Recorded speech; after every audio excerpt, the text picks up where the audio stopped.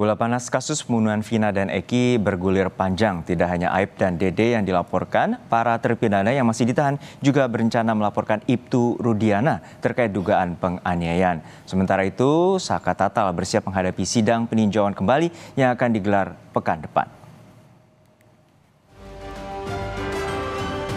Rencana melaporkan ayah Eki, Ibtu Rudiana, disampaikan para terpidana kasus Eki dan Vina ketika dijenguk oleh keluarga mereka.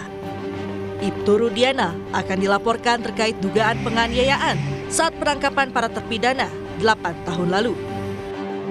Sementara Aib dan Dede dilaporkan atas dugaan keterangan palsu terhadap 8 terpidana pada 2016 silam. Saat ini masih ada 4 terpidana yang ditahan di Rutan Kebonwaru, Bandung, yakni Rivaldi, Hadi Saputra, Supriyatno, dan Eka Sandi. Keempatnya belum dipindahkan kembali ke Rutan Kesambi, Cirebon. Padahal pemeriksaan untuk Peggy Setiawan sudah selesai karena Peggy resmi bebas.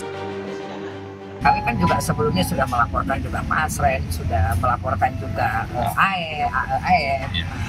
Mungkin yang sekarang ini akan kami laporkan Rudiana.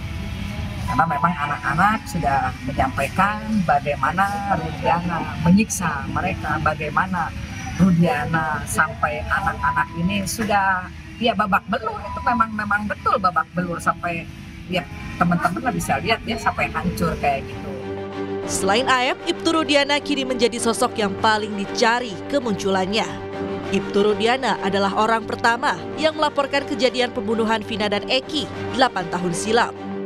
Saat itu ada 8 orang yang menjadi terpidana dan 3 orang DPO, yang salah satunya Peggy Setiawan. Sementara itu, terpidana yang telah bebas Saka Tatal kini bersiap menjalani sidang peninjauan kembali. Pengadilan Negeri Cirebon telah merespon surat peninjauan kembali Saka Tatal dan jadwal sidang PK sudah ditetapkan, yakni 24 Juli mendatang. Pengadilan telah menunjuk 3 orang hakim untuk memimpin jalannya persidangan. Ketiganya antara lain Ketua Majelis Hakim Rizka Yunia, Hakim Anggota Galuh Rahma Esti, dan Justisia Permatasari. Saka Tatal telah menyerahkan seluruh berkas novum serta menyiapkan beberapa saksi dan ahli untuk memperjuangkan sidang PK tersebut. Kuasa hukum Saka Tatal mengaku memiliki 4 bukti kuat baru yang belum pernah ditampilkan sebelumnya. Sedang menggodok untuk persiapan bagaimana saksi, bagaimana novum supaya bisa tidak terbantahkan. Karena ini mempertaruhkan semuanya, tapi ini bagian dari koreksi bahwa kesalahan proses hukum itu bukan hanya menimpa Karta Sengkon ataupun seperti Peggy kemarin, ini pun bisa terjadi. Anggota Kompolnas Yusuf Warsim menilai upaya hukum yang dilakukan para terpidana dan juga PK yang dilakukan Saka Tatal harus dicermati lebih teliti oleh Bareskrim Polri yang bertugas mengasistensi dan evaluasi kinerja penyidik. Menurut Yusuf, jika laporan terhadap Aib dan Ibtu Rudiana ternyata menunjukkan bukti baru dan jika PK Saka Tatal diterima pengadilan, maka akan muncul situasi hukum yang baru yang bisa berdampak hukum pada penanganan kasus Vina dan Eki.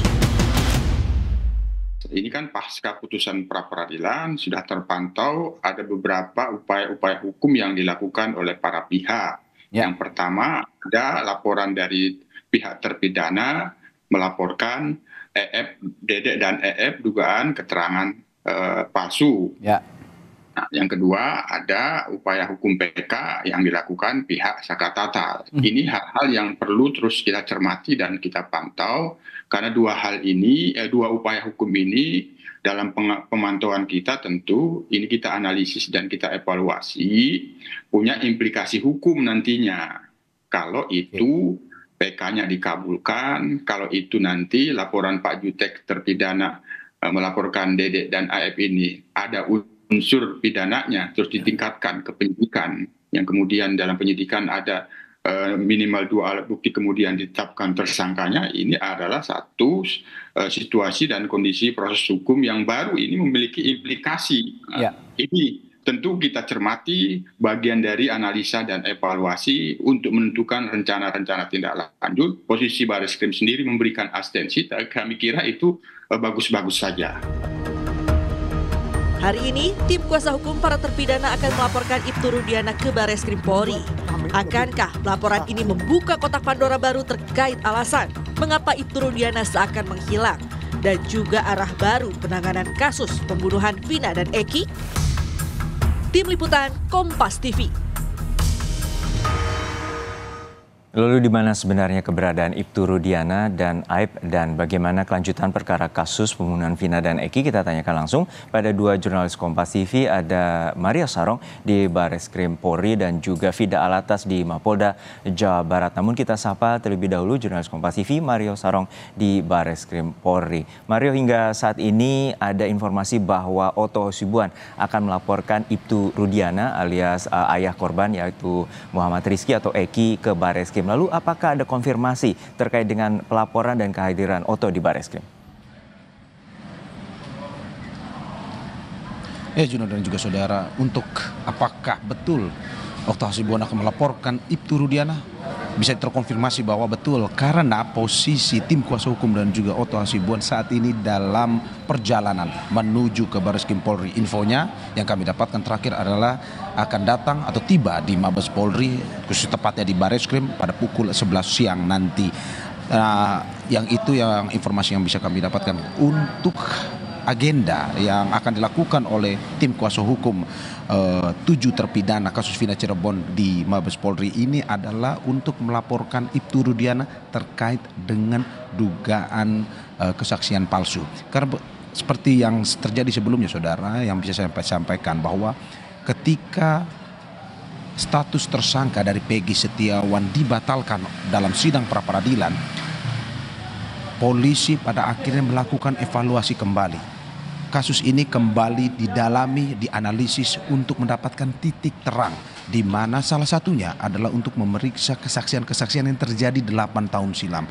Itulah yang pada akhirnya diambil ataupun juga diangkat kembali oleh tim kuasa hukum dari 7 terpidana kasus Vina Cirebon ini, di mana mereka ingin bahwa melihat kembali kasus ini sebagai sebuah titik terang, kejelasan bagaimana kasus ini yang sebenar-benarnya. Sehingga salah satu yang akan dilaporkan adalah terkait dengan kesaksian yang diduga, menurut Otto Hasibuan, diduga kesaksian palsu yang dilakukan atau diberikan keterangan dari Ibtu Rudiana. Saudara, terkait dengan kasus ini juga dari Otto sendiri memang memberikan apresiasi yang tinggi, apresiasi sebesar-besarnya pada pihak kepolisian, di mana pihak kepolisian mau melakukan evaluasi kembali terhadap kasus ini setelah status tersangka dari Peggy Setiawan kemarin dibatalkan dalam pra-peradilan, di mana dia mengatakan bahwa ini bukan untuk menyerang polisi atau Korps Bayangkara, tetapi untuk melihat kembali, untuk menganalisis kembali, membuka kembali kasus ini seterang-terangnya sehingga mendapatkan jawaban yang lebih pasti. Itu agenda yang akan dilakukan hari ini oleh tim kuasa hukum dan juga Otto Hasibuan, dan kami masih terus menunggu kedatangannya di depan Bareskrim Mabes Polri. Kembali pada Anda, Juno. Ya Mario, sebelumnya juga ada pelaporan terhadap Aib dan Dede. Aib dan Dede ini merupakan saksi yang dulu menjadi rujukan pada persidangan kasus pembunuhan Vina dan Eki dengan 8 terpidana, salah satunya Saka Tatal. Lalu bagaimana dengan pelaporan dan proses pemeriksaan terkait dengan kasus ini? Ya, hingga saat ini memang dari pihak kepolisian masih belum memberikan keterangan lebih lanjut terkait laporan tersebut, karena pada saat ini yang kami masih tunggu adalah terkait dengan laporan terhadap Ibtu Rudiana terkait dengan kesaksian pada 8 tahun silam, sehingga kami masih akan terus menggali informasi terkait dengan laporan tersebut sambil menunggu laporan hari ini, dan akan kami teruskan kabarkan kepada Anda terkait dengan laporan yang dilakukan dan tindak lanjut dari pihak kepolisian atas kasus Vina Cirebon ini. Kembali pada Anda, Juno. Terakhir Mario, untuk saat ini apakah ada kemungkinan bahwa Bareskrim Polri akan mengambil alih kasus pembunuhan terhadap Vina dan Eki yang terjadi 8 tahun silam dari Polda Jawa Barat? Ya, Juno dan juga saudara, memang kalau kita melihat bahwa terkait dengan kasus Vina ini, di mana setelah Peggy Setiawan kemarin dibatalkan status tersangkanya, tidak bisa kita tidak mengatakan bahwa kemungkinan bisa juga Bareskrim ini mengambil. Kenapa? Karena setelah kemarin dibutuhkan evaluasi yang lebih mendalam dengan proses yang lebih panjang untuk pada akhirnya melihat analisis, memberikan titik terang daripada kasus ini, sehingga bukan tidak mungkin bahwa Bareskrim akan mengambil ahli kasus ini, tetapi yang kita dapatkan info sekarang memang pada saat ini Polda Jabar yang masih menjadi pihak yang utama untuk mengusut kasus ini, dan juga memang dari pihak kepolisian sendiri, juga pihak Kompolnas yang juga memberikan perhatian kepada kasus ini, terus memberikan evaluasi terkait dengan kasus kemarin, dan juga apa yang terjadi saat ini masih menunggu laporan-laporan yang memang untuk pada akhirnya menjadi keterangan tambahan dari pihak kepolisian. Balik pada Anda, Juno. Baik, terima kasih atas laporan lengkap Anda, jurnalis Kompas TV Mario Sarong dari Bareskrim Polri. Dari Bareskrim Polri kita bergeser ke Mapolda Jawa Barat, sudah ada jurnalis Kompas TV Vida Alatas. Vida, untuk saat ini kita ketahui bahwa saksi Aib masih belum diketahui keberadaannya, namun sebenarnya kenapa saksi Aib sempat dipanggil beberapa kali oleh Polda Jawa Barat sebelum putusan pra-peradilan Peggy Setiawan? Ya, Juno, peran Aib sebagai saksi dalam kasus pembunuhan Vina dan juga Eki ini dinilai cukup krusial, di mana kesaksiannya ini menjadi dasar penetapan tersangka 8 terpidana pembunuhan Vina dan juga Eki pada tahun 2016 lalu, dan juga kesaksian dari Aib ini juga digunakan oleh pihak kepolisian dalam hal ini di Treskrim Polda Jawa Barat sebagai dasar penetapan tersangka Peggy Setiawan pada akhir Mei 2024 lalu. Kesaksian dari Aib ini mengaku melihat atau kemudian Aib ini mengaku bahwa dirinya ini berada di lokasi kejadian pada malam tanggal 27 Agustus 2016 lalu, di mana dalam kesaksiannya ia juga memberikan kesaksian terkait keterlibatan dari baik itu 7 terpidana yang saat ini masih juga 1 mantan terpidana yakni Liga Akbar atau Saka Tatal begitu ya, dan juga Peggy Setiawan yang menurut kesaksian dari Aib ini berada di lokasi kejadian. Dan Juno, dengan dibatalkannya status tersangka Peggy Setiawan via sidang pra-peradilan pada 8 Juli 2024 lalu, dan juga diperkuat dengan statement dari Bareskrim Polri, di mana pihak kepolisian ini tidak akan kemudian melanjutkan kasus ini dengan melibatkan Peggy Setiawan sebagai tersangka, atau tidak akan melakukan penyelidikan kembali terhadap Peggy Setiawan karena dinilai tidak ada bukti yang cukup atas keterlibatan Peggy Setiawan dalam kasus pembunuhan Vina dan juga Eki 8 tahun lalu. Itu membuat kemudian kesaksian dari Aib ini dipertanyakan. Ia pun, Aib ini dilaporkan oleh ke-7 terpidana yang saat ini masih menjalankan hukumannya kemudian selain dari ke-7 terpidana, ia juga dilaporkan oleh mantan terpidana, dan juga bahkan dari pihak Peggy Setiawan ini pun melaporkan Aib terkait dugaan kesaksian palsu yang ia berikan kepada pihak kepolisian, baik itu di 8 tahun lalu maupun kemarin pada saat penetapan Peggy Setiawan sebagai tersangka. Dan selain Aib, Juno dan juga saudara, yang saat ini juga dicari keberadaannya untuk ditemukan titik terang dari kasus ini adalah Ibtu Rudiana, ayah Eki. Ia juga berperan penting dalam kasus ini, di mana ia menjadi orang yang membuat laporan lengkap kasus ini ke kepolisian. Apalagi Juno dan juga saudara, kalau kita melihat bagaimana berjalannya babak baru dari kasus Vina dan juga Eki kemarin dengan melibatkan Peggy Setiawan sebagai tersangka, di mana ada sejumlah saksi-saksi yang kembali diperiksa oleh penyidik dari Ditreskrim Polda Jawa Barat.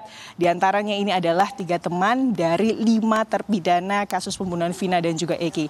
Ketiga teman dari ke-5 terpidana tersebut ini adalah Teguh, Pramudia, dan juga Okta. Dan pemeriksaan tersebut dilakukan pada 11 Juni 2024 lalu, di mana dalam kesaksian baru yang mereka berikan atau kepada penyidik dari Polda Jawa Barat, mereka serempak ini mencabut keterangan-keterangan atau kesaksian-kesaksian yang mereka berikan dalam BAP di tahun 2016.